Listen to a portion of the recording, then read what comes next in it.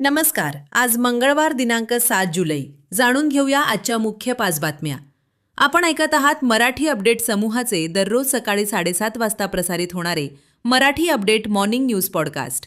केंद्रीय रेल्वे मंत्री अश्विनी वैष्णव यांनी काल सोमवार रोजी व्हिडिओ कॉन्फरन्सिंगद्वारे नांदेड मुंबई व टणकपूर नांदेड या 2 नवीन एक्सप्रेस रेल्वे गाड्यांना हिरवा झेंडा दाखवून शुभारंभ केला. नांदेड जिल्हा सत्र न्यायालयात गेल्या अनेक वर्षापासून विविध समस्या सोडविता आल्या नसल्यानं न्यायालयीन कामकाजाचा बोजवारा उडत चालल्याच्या निषेधार्थ अभिवक्ता संघानं आज मंगळवार रोजी कामबंद आंदोलन पुकारले. या आंदोलनात मोठ्या प्रमाणात वकील सहभागी होणार असल्याचं सांगण्यात आलंय. प्रधानमंत्री आवास योजना ग्रामीण टप्पा 2 अंतर्गत तिसरा हप्ता वितरित झालेल्या 40,753 अपूर्ण घरकुलांचे काम जुलै अखेरीस पूर्ण करण्याचे उद्दिष्ट निश्चित करण्यात आले असून त्यासाठी सर्व गट विकास अधिकाऱ्यांनी विशेष मोहीम राबवावी असे निर्देश जिल्हा परिषदेचे मुख्य कार्यकारी अधिकारी महेश पाटील यांनी काल रोजी दिलेत.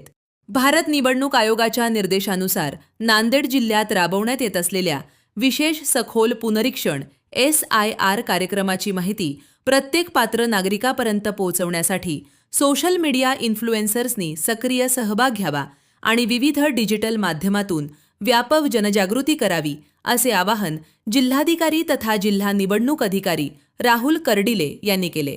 नांदेड शहरातील नागरिकांचा वेळ वाचवण्यासह प्रशासकीय कामात पारदर्शकता आणण्यासाठी नांदेड वाघाळा शहर महानगरपालिकेनं गुंठेवारी नियमितीकरण प्रक्रियेला पूर्णपणे हायटेक केले.